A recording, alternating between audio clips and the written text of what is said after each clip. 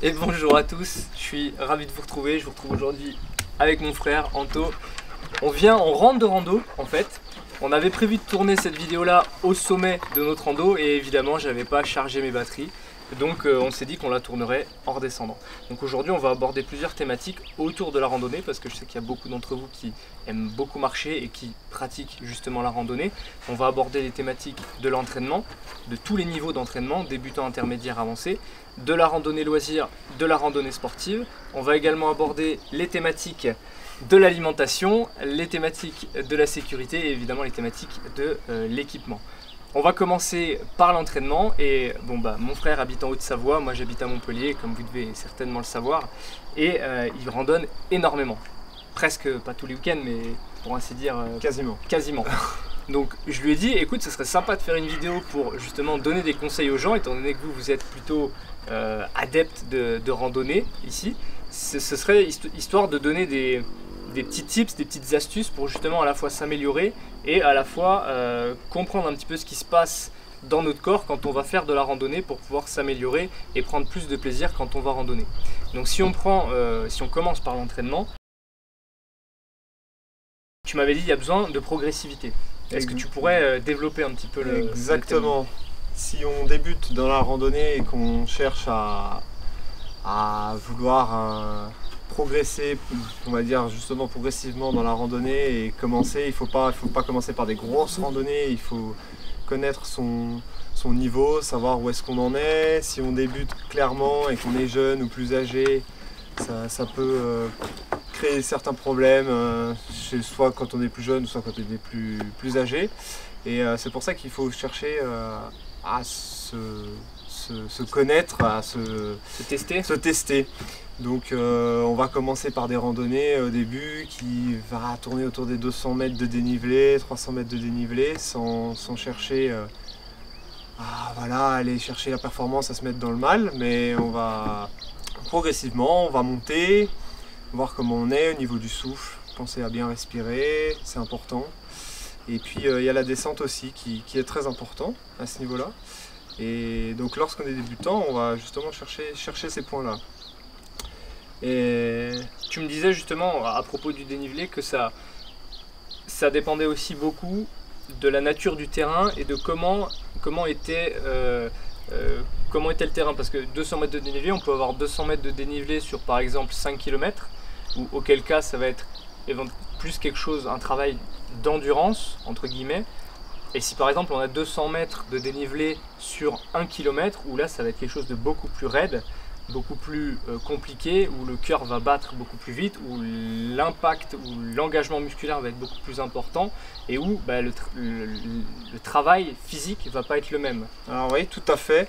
On a vraiment deux sortes de randonnées, on va dire. On va avoir la randonnée qui est plus en longueur, où on va avoir beaucoup de dénivelé et on va avoir une longueur, une progressivité où on va pas ressentir forcément la zone rouge comme on appelle, et où le cœur il tape, mais on va ressentir plus l'endurance, donc ça veut dire faire travailler les muscles progressivement, où on va avoir énormément de kilomètres à faire pour arriver à notre sommet et puis redescendre ensuite. Où généralement la descente peut être plus ou moins raide, ça dépend si on fait une boucle ou si on redescend par là où on est monté.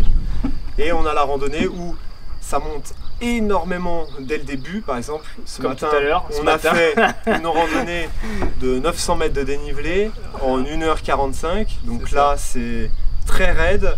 On s'est mis dans le mal, on va dire, dans la zone rouge. Et où là, l'effort il est conséquent. On a fait quand même une boucle, mais la descente était quand même raide. Et là, ça travaille différemment. Donc soit on a le côté cardio, on va dire. C'est ça. Et le côté endurance où justement les muscles, on a besoin des deux côtés en randonnée, on a besoin le côté endurance et le côté cardio pour pouvoir faire progressivement justement. On part du débutant où déjà 200 mètres de dénivelé pour certains ça va être très compliqué parce que le cœur il va taper, ils n'ont pas l'habitude, il y a plein de nouvelles choses, les mollets qui vont commencer à travailler, les cuisses qui vont commencer à chauffer.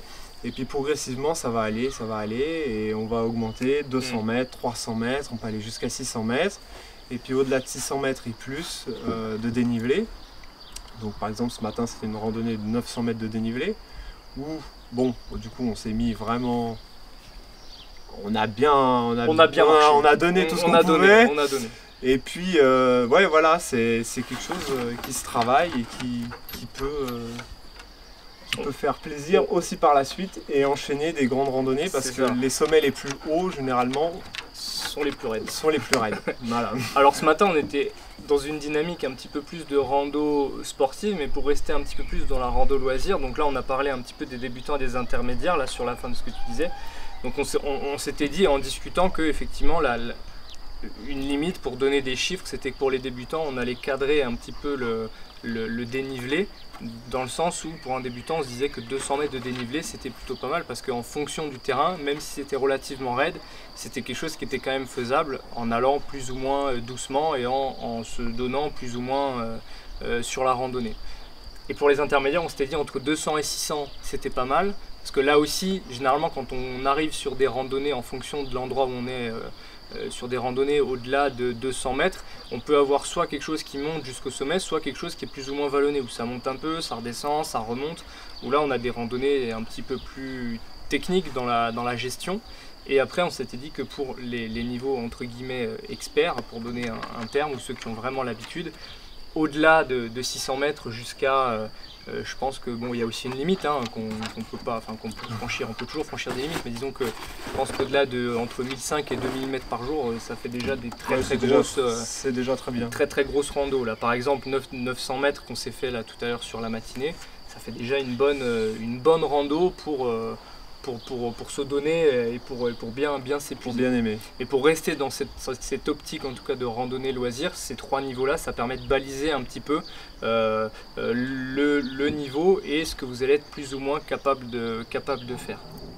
Et tu me parlais justement aussi de quelque chose d'assez important, c'était le rythme à laquelle on allait à la fois marcher et auquel on allait mettre notre corps pour justement pouvoir faire la randonnée. Ouais, exactement. Moi, je pense que c'est un avis personnel, mais quand on est débutant, on va pas chercher forcément la performance, mais on va se chercher nous-mêmes, on va se découvrir, on va regarder de quoi on est capable, le rythme cardiaque qui monte, c'est des nouvelles sensations, ça peut être des nouvelles sensations. Et puis au-delà, je pense, d'un niveau intermédiaire où justement on se cherche et on va justement aller dans cette zone où on va aller dans cette zone rouge et on va se donner. C'est pas parce que on est dans la zone rouge qu'il faut s'arrêter. Il faut justement aller dans cette zone rouge et avoir le cœur qui bat pour pouvoir justement amener les paliers et continuer. Ça fait partie de la progression et justement pour pouvoir avancer. Donc c'est bien aussi de se mettre dans le mal entre guillemets et apprécier le moment parce que ça fait du bien quand même. On est en montagne. Et on est là aussi pour faire du sport, c'est appréciable. C'est ça qui est, je pense, aussi difficile quand on débute la rando, c'est qu'il y a beaucoup de paramètres à gérer, il y a le dénivelé, il y a la rando, il y a le fait qu'on n'arrive pas très bien à estimer son niveau. Et donc justement, on parlait d'ailleurs tout à l'heure de l'essoufflement et des sensations qu'on pouvait avoir, qui pouvaient être désagréables au départ quand le cœur battait beaucoup, mais que tu apprends aussi au fur et à mesure à apprécier et qui te donne aussi un indicateur de un petit peu où est-ce que tu en es de ton niveau, de ta rando, de comment est-ce que tu vas apprendre à gérer, de comment tu vas te découvrir au fur et à mesure de tes randonnées, quoi. Exactement, ouais, c'est ça. Ça peut partir, par exemple ce matin ça partait très raide dès le début. Alors voilà, on a un rythme, si on est plusieurs, le premier peut avoir un rythme bien plus élevé, mais il ne faut pas se caler sur le rythme du premier, il faut se caler à son rythme. Tranquillement, de toute façon on va arriver en haut dans tous les cas. Donc il faut se caler à son rythme et ça vient progressivement. La motivation, la vue, c'est un tout et c'est progressif. Et dans tous les cas, ça se passe plutôt bien. Ouais, c'est ça, c'est qu'il faut aller à son rythme comme tu dis et effectivement le danger, le risque c'est de vouloir absolument accrocher celui qui marche le plus vite, quitte à ne plus s'écouter et à rester dans sa tête et à se dire il faut impérativement que je le suive, parce que c'est là où on se perd et c'est là où on s'épuise et où on prend plus de plaisir et où on se dégoûte un petit peu de la randonnée. Et donc dans cette optique-là, dans l'optique de trouver son rythme, de découvrir un petit peu ce que c'est que l'essoufflement et les hauts niveaux cardiovasculaires, parce que finalement on est sur une stimulation cardiovasculaire qui est intense et qu'on fait durer aussi dans le temps. Ce matin, on l'a vraiment fait durer sur toute la montée, c'est-à-dire qu'on avait le cœur qui tapait très très fort, quasiment d'en bas jusqu'en haut. Et donc, il faut aussi savoir gérer cet effort-là. Et donc, tu me disais d'ailleurs justement que, et très justement, que ce qui te permettait de gérer ça, c'était la respiration. Respirer par la bouche. C'est là où on emmagasine le plus d'air que par le nez. Et c'est très important la respiration. On peut même se concentrer. De toute façon, on voyait ce matin, quand on est monté raide, on parlait plus. On peut plus. On se concentrait, il faut se concentrer sur sa respiration. Inspirer, respirer. C'est l'étape où voilà, on est vraiment focus sur son effort. Et on se dit, voilà, allez, je vais y arriver. Je suis en sportif, je suis à fond, mais ça va aller, on continue, c'est progressif. Et à la fin, on y arrive toujours. Il faut vraiment, ça fait partie, je pense, de la globalité de la randonnée, un peu plus en dénivelé. Et il y a quelque chose de très mental aussi dans l'effort, en tout cas, qu'exige la randonnée avec du dénivelé. C'est-à-dire que, bon, il y a certes l'effort qui est fourni, mais à partir du moment où on va accélérer, ou en tout cas on va mettre un peu plus d'intensité, il y a certes le corps qui doit suivre, mais il y a aussi tout cet aspect mental dont tu parles depuis tout à l'heure qui est très important, à savoir de savoir s'auto-gérer et de savoir aussi se réguler et de ne pas se laisser emporter par sa tête à se dire c'est bon, j'arrête, c'est trop dur. Tout à fait. Il faut apprécier le moment où on n'en peut plus. Et il faut se dire c'est entre guillemets un mauvais passage. Et après ça va mieux. Ça fait tellement du bien qu'il faut l'apprécier. On l'apprécie au fur et à mesure. Au début, on est dégoûté, on se dit ah, je suis arrivé, j'étais crevé, mais au final ça fait tellement du bien. C'est clair. Et quand on arrive en haut, on ne peut qu'apprécier. Voilà, là on peut qu'apprécier. Là, on avait, je vous mettrai certainement une photo là dans l'encart, mais on était dans le Chablais, sur la pointe d'Ireuse, on était à 1900 mètres quasiment, et on avait la vue sur tout le massif du Mont Blanc. Il y avait un soleil, comme vous pouvez voir actuellement, c'est pour ça qu'on a les lunettes de soleil, hein. D'ailleurs désolé si vous ne voyez pas nos yeux, mais c'était juste fantastique. Et la récompense elle est là, c'est quand on arrive au sommet, qu'on s'est tapé 900 mètres de dénivelé, qu'on en a un peu chié pour dire les choses, et c'est ça qui est vraiment extra, quoi. Et donc là on était effectivement un petit peu plus, on était moins sur de la rando loisir entre guillemets, mais quand même un peu, mais plus sur un aspect sportif, à savoir se dépasser et toujours être un petit peu dans l'effort et continuer de pousser jusqu'en haut. Donc justement, la rando sportive, on disait qu'il y avait à la fois, on pouvait inclure le trail running, donc là où c'est vraiment, véritablement, uniquement quelque part de la recherche de performance. C'est de la performance complète. Et on avait cet autre aspect que nous on a pratiqué tout à l'heure, c'est-à-dire de quand même randonner à un certain rythme, d'avoir notamment sur la montée, mais également sur la descente, on en reparlera après, mais d'avoir quand même ce rythme un peu intensif qui fait que le cœur monte, les muscles chauffent, les muscles se contractent, et on sent tout, on sent les mollets, on sent les fesses, on sent les cuisses, on sent tout notre corps, et c'est là où justement la gestion elle intervient, c'est savoir jusqu'où je peux aller pour rester à un certain niveau d'intensité sans me cramer quelque part. Exactement, parce qu'il y a la descente qui est importante, et je reviens sur ce que tu as dit. La descente elle est importante parce que c'est des articulations où on ne les sollicite pas forcément, comme les genoux, les chevilles. Si elles ne sont pas habituées, ça peut faire bizarre les premières fois, même dans les chaussures, selon les chaussures que vous avez, les pointes des pieds. Et c'est vrai que les articulations, des fois, elles peuvent avoir quelques douleurs qui peuvent survenir quelques jours après, parce que si c'est une descente qui est très raide, on fait énormément de dénivelé négatif du coup pour revenir à la voiture ou chez soi. Ça peut avoir des douleurs importantes au niveau des genoux, des chevilles qui ne sont pas habituelles, parce que on ne pratique pas ça à plat, et ça fait partie aussi du travail dans la randonnée.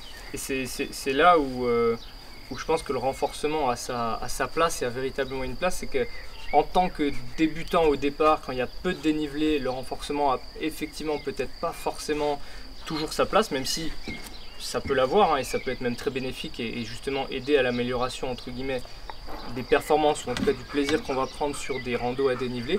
Mais à partir du moment où on dépasse 500-600 mètres de dénivelé, si on n'a pas un minimum de préparation physique, de renforcement musculaire et d'habitude pour préparer ça, même quand on a l'habitude, Le renforcement musculaire, il est simplement là pour permettre à vos articulations de pouvoir tolérer un certain effort dans la durée. C'est-à-dire que si votre randonnée est plus importante en termes d'effort que votre entraînement, vous aurez inévitablement des douleurs. C'est comme ça. C'est si vous demandez à votre genou plus sur la durée dans une randonnée que ce que vous lui en demandez pendant vos entraînements de renforcement musculaire, inévitablement il y aura des douleurs. Donc que ce soit cheville et notamment genou, notamment dans les descentes comme tu disais, le genou c'est une articulation qui est là pour retenir la descente, notamment grâce au quadriceps en grande partie. Donc si vous avez les quadris qui sont un peu faiblards et qui n'ont pas été entraînés, inévitablement vous aurez des douleurs au genou parce que le quadriceps n'aura pas la puissance et la force nécessaires pour retenir le poids de votre corps dans la descente.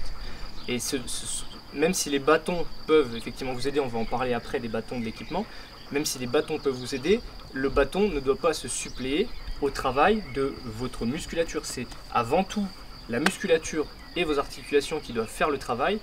Les bâtons sont là en assistance et pas en remplacement de votre travail. Donc c'est pour ça qu'à partir d'un certain niveau, notamment en montagne, quand vous faites beaucoup de dénivelé, c'est important de faire du renforcement musculaire.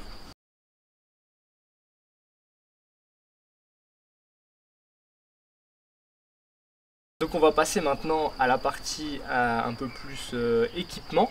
Donc, parce que finalement c'est important l'équipement quand on fait de la randonnée, de ne pas partir avec des chaussures qui soient des chaussures de course, par exemple de course à pied, ou avec à semelle plate, ou avec un t-shirt en coton, ou ce genre de choses là. Donc on va parler de tout ça, et tu avais proposé de commencer par les chaussures.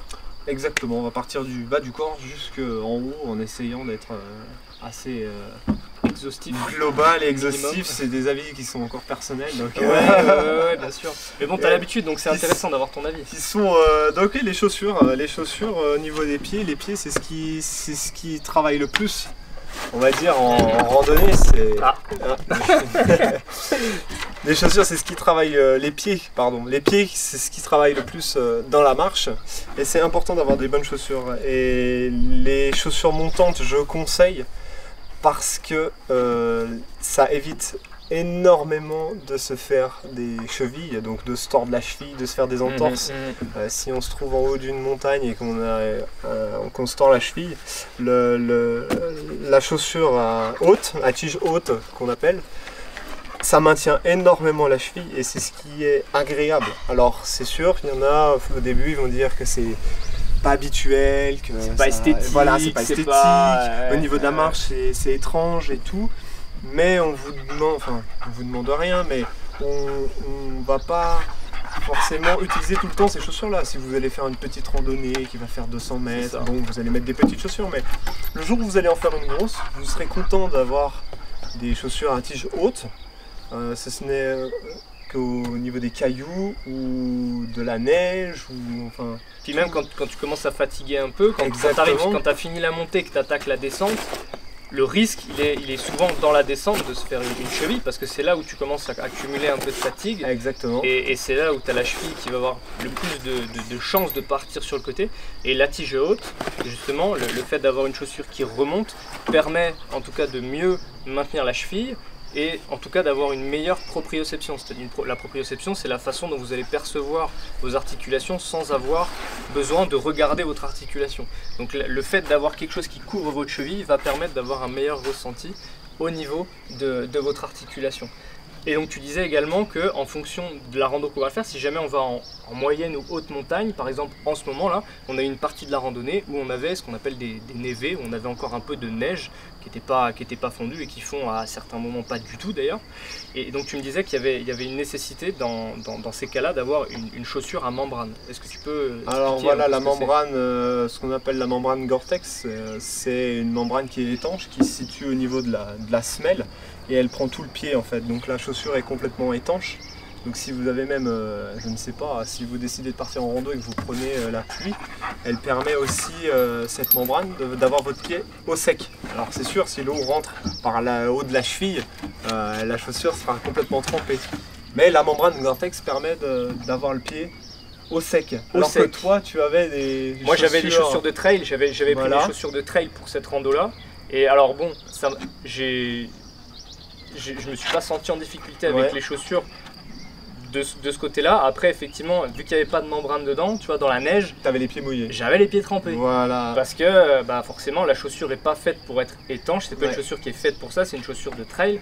Donc forcément, j'ai pas pu avoir tous les avantages et surtout que c'était pas une tige montante, Exact. c'était une chaussure assez courte, assez Cheville, légère. Niveau cheville. Niveau cheville exactement, qui arrive sous les malléoles. Donc forcément, j'avais pas du tout le même confort que tu pouvais avoir toi dans les tes chaussures là. Et justement, au-delà de la chaussure en elle-même, tu me disais non seulement il y a la chaussure, mais en plus il y a des chaussettes techniques qui correspondent à la pratique de la randonnée, qui sont pas inutiles et qui justement sont même plus qu'utiles parce qu'elles permettent justement d'éviter certains désagréments qu'on pourrait avoir en mettant des chaussettes plus classiques. Est-ce que tu peux justement nous expliquer un petit peu à quoi elles servent et quelles sont les particularités de la chaussette de randonnée justement? Exactement. Alors on a des chaussettes, on n'utilise pas des chaussettes de tennis pour faire de la randonnée. Vous pouvez essayer, hein, mais vous allez tout de suite avoir mal aux pieds. C'est vraiment des chaussettes qui sont typées rando où on a des points de renfort qui sont au niveau du talon, au niveau de la pointe des pieds, au niveau des doigts de pied vraiment.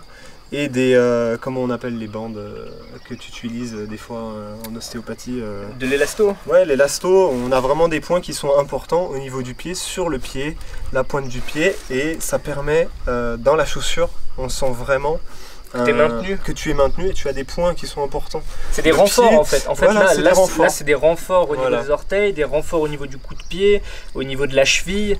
En fait, simplement pour mieux te maintenir le pied et puis par exemple éviter que dans les descentes tu aies trop les orteils qui tapent ou qui tapent trop Exactement, fort, ce genre C'est ça, de c'est choses. ça. Ouais. On a une chaussette droite et une chaussette gauche. C'est dépareillé car les points sont vraiment ciblés sur le pied gauche et le pied droit.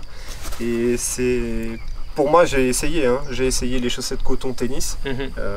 Je déconseille C'est énormément une horreur. parce qu'on a le pied s'irrite et ça fait énormément d'ampoules. Surtout que les tissus utilisés dans des chaussettes de rando, même d'ailleurs il y a le même type de chaussettes dans les chaussettes de course, il n'y a pas les mêmes matériaux sur la chaussette classique, donc là où il n'y a pas les bandes, que sur les bandes de renfort. Oui. Les bandes de renfort, elles sont dans un matériau qui est plus élastique et plus épais, justement pour protéger ces zones-là qui vont être soit soumises à des frottements plus importants, soit soumises à des impacts plus importants.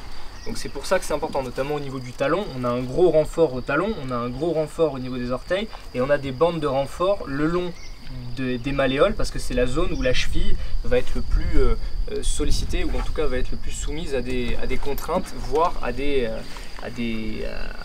traumatismes ou ce genre de choses, quoi. Exactement. Donc on a fait les chaussures, on a fait les chaussettes et ensuite on a parlé du sac. Tu avais un sac qui était top, je trouvais top, qui était léger, armature ultra légère, comparé au mien en fait qui n'était pas du tout un sac de rando mais que j'ai pris parce que je suis venu chez toi et j'avais pris que ce sac à dos là. Et tu me disais justement que le sac de rando c'était un élément qui était vraiment important dans le confort qu'on va avoir dans la rando, notamment dans la sensation de transpiration qu'on va avoir dans le dos, mais également dans le poids qu'on va porter parce que mine de rien, un sac de ville, entre guillemets, va être quasiment 2 à 3 fois plus lourd qu'un sac de rando plus ou moins classique. En tout cas quand il est bien conçu. Ouais. Donc c'est important aussi de ne pas négliger cet aspect là, que ce soit au niveau du poids ou au niveau du confort, et notamment tu me parlais des attaches aussi au niveau des hanches et au niveau du buste pour pouvoir avoir une répartition du poids qui soit plus ou moins homogène au niveau du corps pour que l'effort soit beaucoup plus simple à effectuer lors de la montée ou de la descente. La descente aussi. Ouais. Donc je t'ai amené 2 sacs. Je t'ai amené celui-là. C'est un Evoque Line en 28 litres. C'est un peu plus grand que le suivant. Mais celui-ci, il est plus typé, on va dire, hiver. Il a un dos qui est droit, donc il est en contact direct avec le dos. Mhm. Il a les maintiens au niveau du ventre et au niveau de la poitrine. Mhm. Avec ça c'est très important. Alors pourquoi justement est-ce que c'est assez important d'avoir les maintiens au niveau poitrine et au niveau des hanches? Alors, quand tu marches, c'est très désagréable d'avoir un sac qui bouge sur ton dos. Tu as besoin que ton sac il soit bien serré, que ce Bien soit maintenu. au niveau des lanières, Mhm. que ce soit au niveau de ta poitrine ou de ton ventre. Ton sac, il faut que tu le sentes le minimum possible. Qu'il fasse partie de toi quelque Exactement. part. Surtout ce que tu mets à l'intérieur, selon la rando que tu Mhm, fais, mhm. tu vas plus ou moins le charger. Donc là c'est un sac qui est plutôt typé hiver parce que on a une poche qui est équipée pour les sondes et pour les pelles en cas d'avalanche, et puis une poche centrale qui voilà, pour stocker ses affaires. Donc ça, c'est plus un sac hiver. Donc hiver dans le sens, si par exemple l'hiver je veux aller faire du ski, ce genre de choses, est-ce que le froid a aussi quelque chose à voir dans le fait que le dos soit complètement collé au corps? Alors tout à fait. Bon, alors quand on fait du sport, on transpire toujours. Donc je disais, c'était vraiment un sac qui était plutôt typé hiver, parce qu'on transpire, mais on transpire moins en hiver qu'en été, on va dire. Et là, on a un contact d'eau direct. Mais c'est pour vraiment te montrer deux sacs qui sont différents. Où on a un contact d'eau direct sur ce sac-là, alors que celui-ci, c'est Cola, la marque. Et on a en fait, on a une membrane qui est séparé en fait du dos. Exactement. En fait, on a un espace entre le dos et le sac. D'accord. Et ce qui est en été du coup très agréable, comme ce matin par exemple. On a un espace, l'air circule entre le dos et le sac. Et ce qui permet de ne pas avoir le dos qui est trempé. Comme j'avais moi, quoi. Exactement. Ce qui est très désagréable au fur et à mesure de la randonnée. Donc ça, il y a une armature qui est en aluminium, qui est ultra léger. J'allais dire, tu as pu le voir. C'est un 20 litres et il est très léger. Il est en textile imperméable. Alors forcément, un sac, si on le trempe, il n'est pas imperméable complètement, mais là, il permet qu'il soit imperméable. On a une poche qui vient par-dessus. À la pluie, quoi. En gros, à la pluie, il n'y a pas de... Là, on n'a pas de souci. Il est très léger par rapport à l'Evoque, l'autre. Et personnellement, je l'adore. Il a une poche, il a qu'une poche, une petite poche sur le dessus rabattable. Et là, ça, c'est vraiment le top. On met tout dedans. C'est ce que je te disais, hein. Pour moi, un sac de rando, tu vois, un sac à plusieurs poches, c'est moins pratique en randonnée, parce que ce que j'aime bien, tu vois, dans un sac de randonnée, c'est pouvoir prendre un sac et agencer mon sac comme j'ai envie. Exact. Il y a toujours des poches sur le côté pour foutre une gourde, et pour les trucs importants sur le dessus, tu as souvent toujours une poche pour mettre les clés, les papiers, ce genre de choses. Alors que quand tu pars, même si tu pars avec un sac un peu plus gros en imaginant que tu vas y aller bivouaquer, tu agences ton sac de manière à équilibrer le poids de ton sac, et tu n'as besoin que d'une seule poche, parce que tu sors pas jamais tout de ton sac à dos. Donc c'est pour ça, non seulement il est très léger, mais en plus d'avoir une seule poche, contrairement tu vois, au sac que j'avais moi qui était un peu plus un sac de ville entre guillemets, ça permet d'avoir quelque chose de beaucoup plus agréable au niveau du dos. Et il faut savoir que selon le type de randonnée qu'on fait, là par exemple ce matin c'est une petite randonnée, on n'était pas trop sûr du temps, donc on a pris des vestes, plusieurs gourdes et tout notre matériel pour la randonnée. Mais là c'est un 20 litres, il existe généralement chez les marques 20 litres, 28, 30, 40, et selon le type de randonnée, ça peut être important de prendre un plus ou moins gros sac selon ce qu'on fait. Il ne faut pas prendre le gros sac alors qu'on fait une petite randonnée. Bien sûr, il faut adapter le volume. Il faut adapter le volume, voilà, exactement. Donc après la chaussure, la chaussette, le sac à dos, tu m'as dit il y a un élément qui est pour moi primordial aussi en randonnée, notamment quand on commence à faire beaucoup de dénivelé ou au contraire qu'on a des randos qui sont relativement longues, c'est le bâton de randonnée. Exactement. Alors explique-nous un petit peu le bâton de randonnée, parce que je t'avoue que moi je suis à Montpellier et je fais pas des randos avec beaucoup de dénivelé ou qui excèdent très rarement les 15-20 km. Donc vas-y, explique-nous tout sur le bâton de randonnée et qu'est-ce que c'est pour toi le bâton de randonnée. Alors justement, que tu fasses 5, 10, 15, 20 km de randonnée, peu importe. C'est encore un avis personnel, mais les bâtons, ça t'aide énormément. Ça permet de te donner ton élan et de libérer un peu de poids de ton corps à la montée. C'est très important parce que tu pèses un certain poids, tu as ton sac à dos, puis il fait chaud. Et les bâtons, quand tu les utilises, ils ont d'une aide. Au début, tu vas pas forcément le voir, mais au fur et à mesure que tu vas randonner, tu vas te rendre compte que les bâtons sont très importants dans ta randonnée. D'accord. Donc tu vas libérer ton poids en fait à chaque pose de bâton. Tu vas vraiment prendre appui sur le bâton, c'est très important. Et ça permet de t'alléger. Et au niveau de l'endurance d'ailleurs, on en parlait, c'est très important. Ça permet d'aller plus loin. Et même au début des randonnées où tu vas passer justement ce stade du débutant intermédiaire, comme on l'a classé, et où ça va vraiment te permettre de continuer. On va dire c'est comme un vélo électrique. Ouais, je comprends. Mais c'est tes bâtons, tu as quand même la force. Mais là, tu utilises tes bras. C'est ce qu'on dit, c'est que le bâton n'est pas là pour remplacer la force que tu as dans les jambes, il est juste là pour te permettre d'aller un peu plus loin, plus facilement. C'est une assistance. C'est ça. C'est une assistance et tu fais travailler tes bras Mhm. en même temps parce que ton poids du corps il est vraiment allégé. Mhm. Mais il ne sert pas qu'à la montée. Mhm. Il va servir à la descente, pas pour remplacer comme tu disais, mais comme assistance. Mhm. Mhm. Ça veut dire que si tu as vraiment une pente raide, comme ce matin où on avait une pente raide, tu vas utiliser tes bâtons si tu le sens pas trop, que le terrain il est un peu avec des pierres. Tu vas vraiment prendre appui, tu vas essayer de te libérer pour pouvoir poser ton pied sans que tu aies de risque et que tu aies confiance en ton pied, Mhm. que ton pas soit posé. Mhm.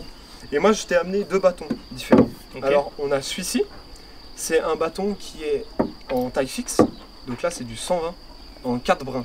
Ok. Donc ça peut être pratique par exemple si par exemple à la montée tu veux faire une randonnée classique tranquille et qu'à la descente tu veux plutôt courir, imaginons. Comme on a fait en fait. Exactement, ouais, Finalement. c'est ce qu'on a fait parce que c'était très raide. C'était vachement Hop. raide. Tu as la ficelle Mhm. qui te permet de tendre le bâton. Hop, le bâton se plie en 4 brins. Excellent. Tu mets le Dans bâton le sac. dans le sac Voilà. et c'est fini. Ouais. Et très important, un bâton n'est pas utilisé que en été, mais il est aussi utilisable en hiver. Pour ça, les rondelles, il faut les changer. Faut mettre des plus grosses. Il faut mettre des plus grosses rondelles. Avec C'est des très trous. facile à changer. Vous poussez avec les talons, les rondelles s'enlèvent très facilement. Donc ça, c'est le premier type de bâton que je t'ai amené. Et ça, c'est le deuxième type de bâton.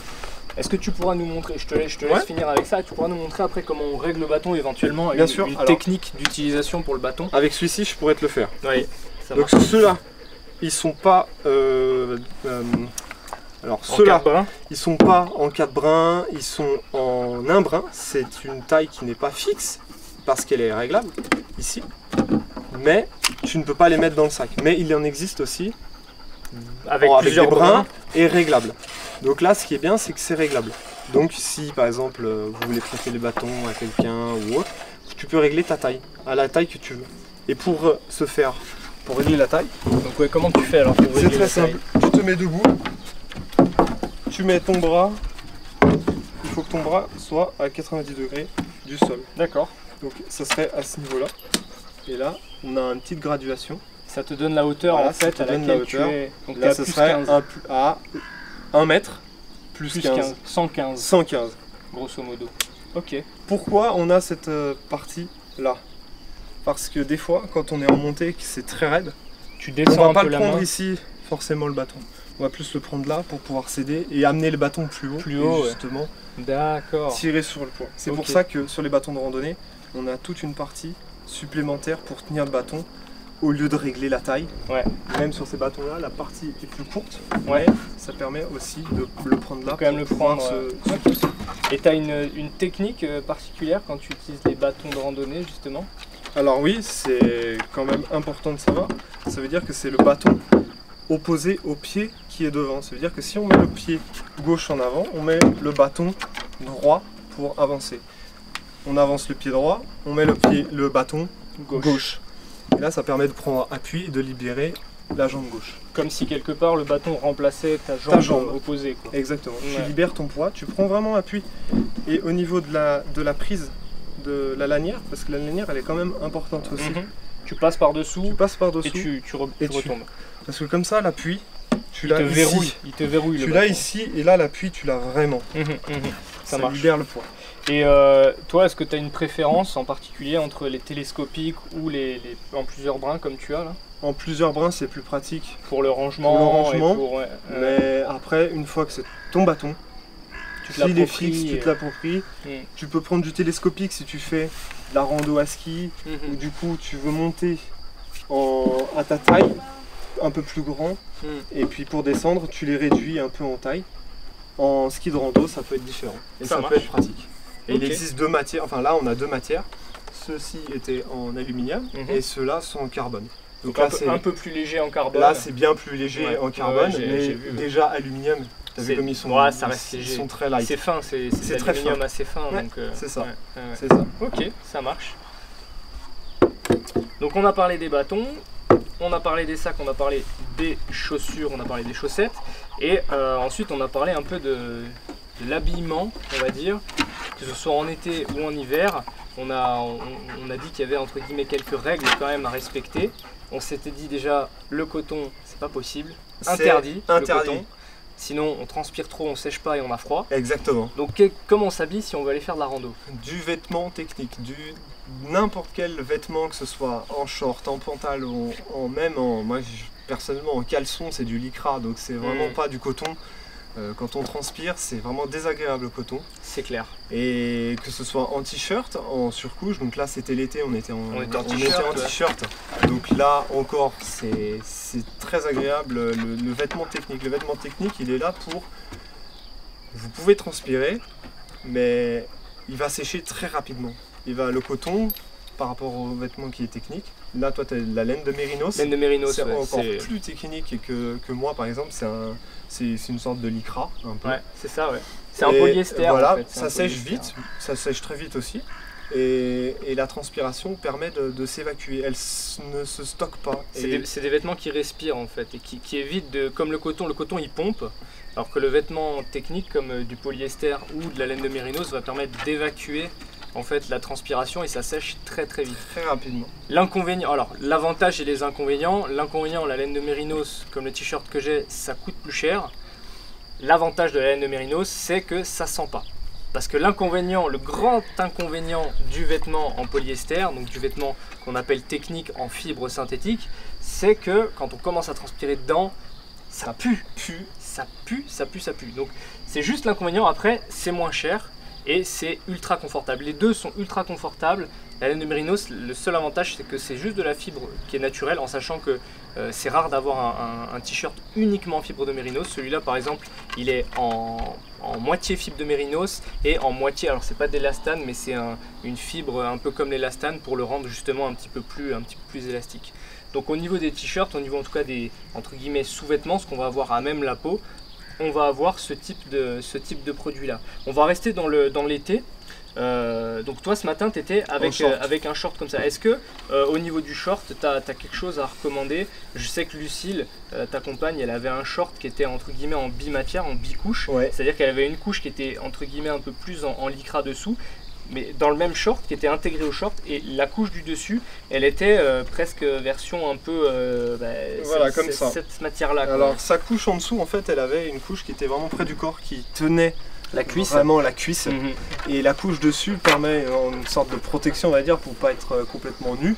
Et évite ce frottement en fait qu'on a avec un short traditionnel. Donc c'est bien plus agréable d'avoir quelque chose qui est près du corps et ne pas sentir la couche supérieure qui, quand on marche, qui frotte. Ouais. Bon, là on est vraiment dans le détail, mais à force de faire des randos, on peut voir le bien-être, le confort du short ou du pantalon. Le pantalon c'est pareil.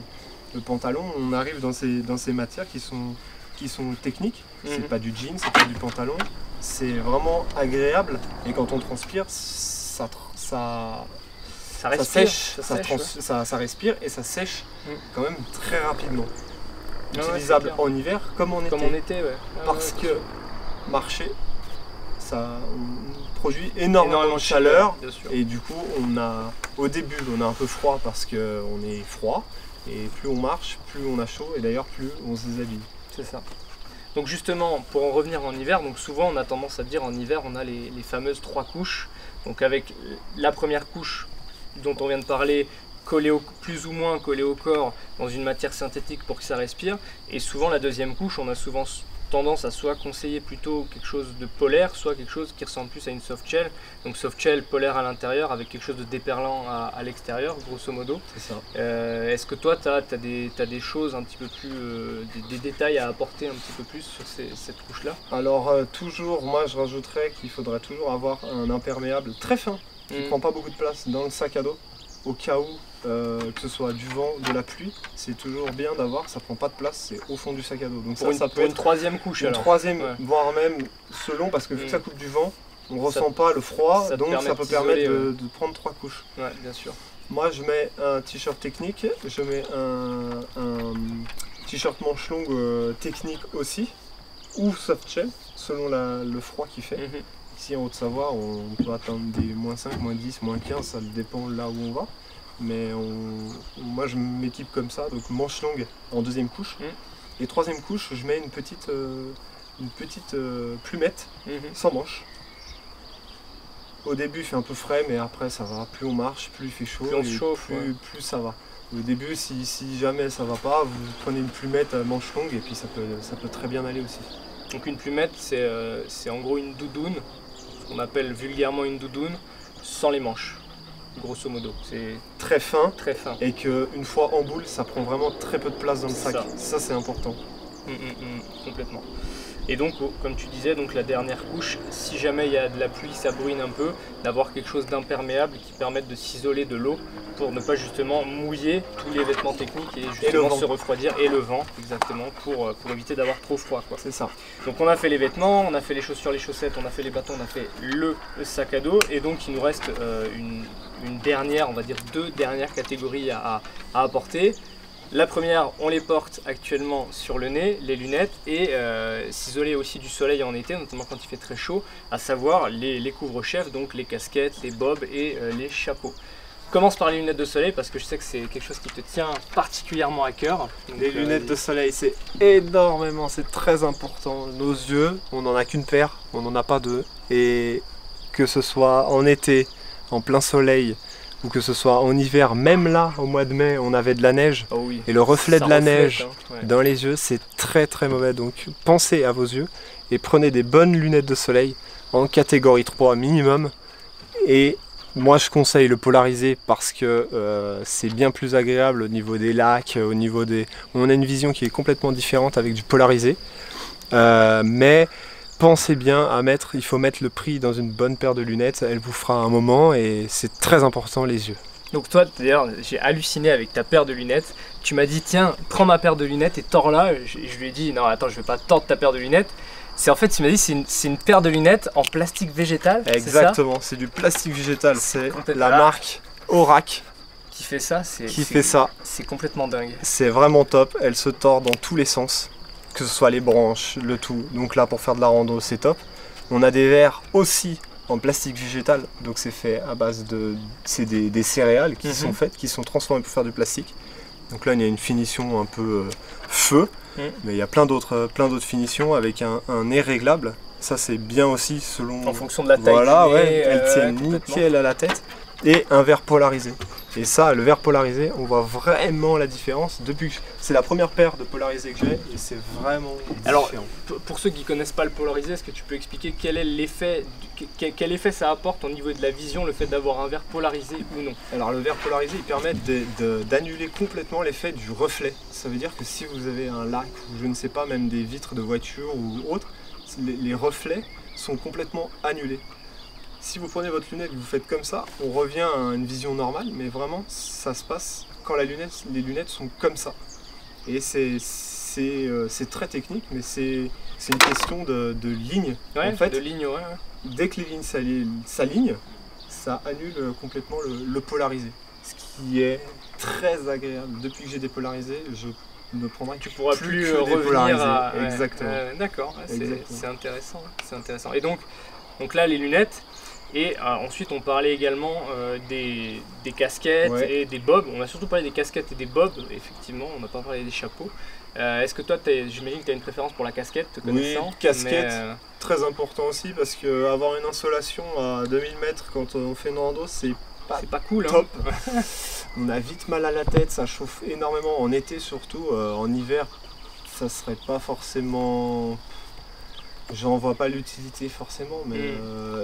L'été c'est très important parce que le soleil chauffe. En hiver on va plus avoir quelque chose qui nous isole du froid parce qu'on perd énormément de chaleur par la tête, notamment d'un bonnet. Tu vois, ça peut être, c'est ça. Ça peut être donc la casquette très important aussi.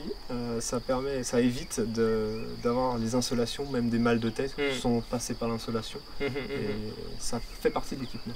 Et donc justement pour faire le tremplin entre tout le chapitre technique qu'on vient d'aborder et un autre chapitre très important qui va être justement l'hydratation et l'alimentation en randonnée. On va d'abord attaquer par l'hydratation, comme ça me fait le lien avec l'insolation.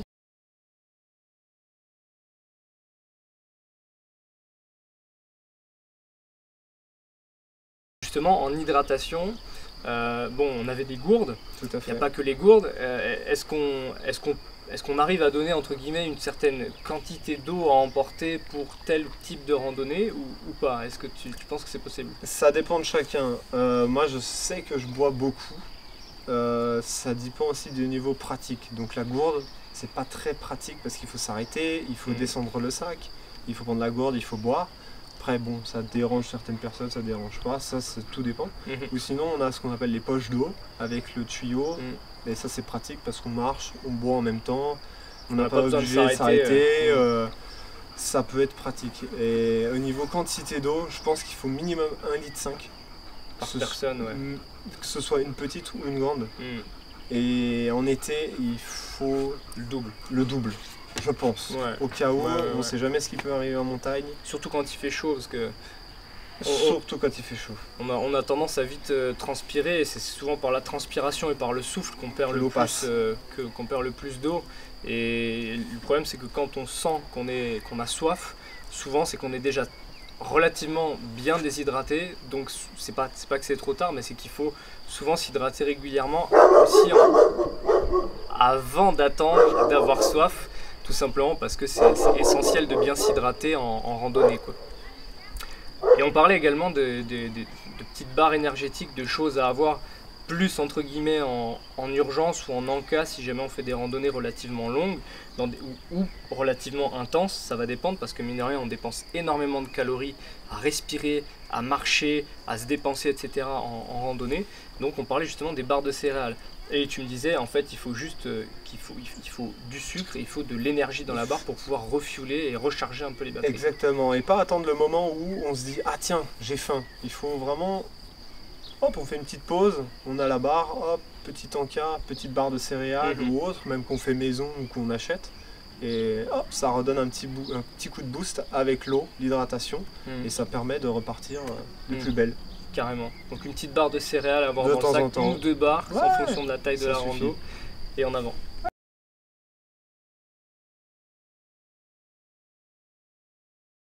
Dernière partie qui était très importante, on ne savait pas trop où la caler, on s'est dit on va la caler à la fin, le meilleur pour la fin entre guillemets, c'est la sécurité en randonnée qui est primordiale. Et donc tu me parlais avant tout, c'était de savoir anticiper, déjà de connaître son niveau, mais surtout de connaître à peu près en tout cas le lieu, le type de terrain qu'on va rencontrer sur la rando où on va aller et de savoir estimer un petit peu les risques et les dangers qu'on va pouvoir rencontrer. Et ça tu me disais, il faut à la fois savoir lire une carte, donc une carte IGN en 25 millième, savoir comprendre ce que c'est qu'une courbe de niveau, savoir à peu près s'orienter sur un chemin ou sur une carte et surtout savoir lire le balisage au niveau des randonnées. C'est ça, on a déjà, il faut que ce soit progressif et on apprend au fur et à mesure. Donc débutant, vous pouvez commencer à lire une carte. Au début ça paraît fou et complexe, mais au fur et à mesure qu'on lit une carte, on comprend assez vite, c'est assez ludique on va dire. Les courbes de niveau, les courbes serrées sont les dénivelés qui sont très raides, les courbes de niveau qui sont écartées sont les dénivelés qui sont plus plats. Et c'est très important de savoir lire une carte IGN. Et pour ça, on a accès à plusieurs méthodes. On a la méthode à l'ancienne où avec la carte papier. Qui est importante d'ailleurs parce qu'au moins si l'appli elle te lâche, c'est bon d'en avoir une dans le sac parce que bon, exactement. Il faut en avoir une quoi. Elle te fera jamais défaut celle-là, il faut savoir où est-ce que tu vas, c'est très important. Et sinon après tu as la version, justement comme tu disais, l'application logicielle avec par exemple nous on utilise l'application Bergfex. Qui est une application où... Je vous mettrai le logo, je vous mettrai comment ça s'écrit ici, hein. C'est BERGFEX. Voilà, exactement. Alors c'est une application qui est payante.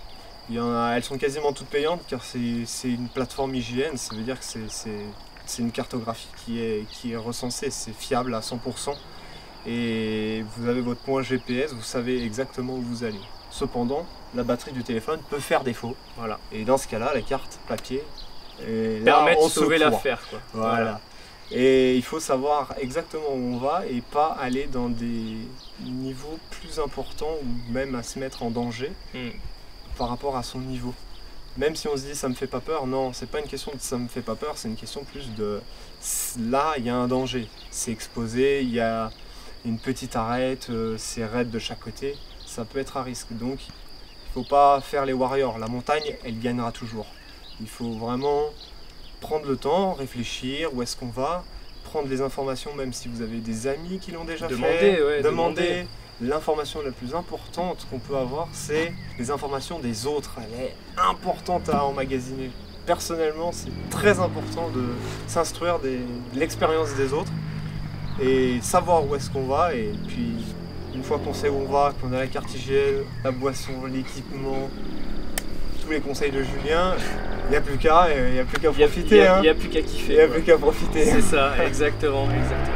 T'as autre chose à rajouter? Écoute, non. C'est déjà pas mal, hein, ça fait une bonne vidéo. Déjà. Tu reviendras cet hiver. Oh, même cet été. Hein. Même cet été. Ouais, carrément, avec plaisir. Fera. Écoutez, en tout cas, j'espère que la vidéo vous aura plu. Vous pouvez vous abonner juste en bas, là, à droite, ok, pour bien être au courant de ce qui va se passer par la suite. Lâchez un gros pouce bleu sur la vidéo. Et puis écoutez, si les vidéos avec Anto ça vous a plu, on en fera certainement d'autres au sommet d'une montagne comme vous avez déjà pu en voir. Et puis écoutez, je vous dis à très bientôt et surtout, prenez soin de vous. Ciao.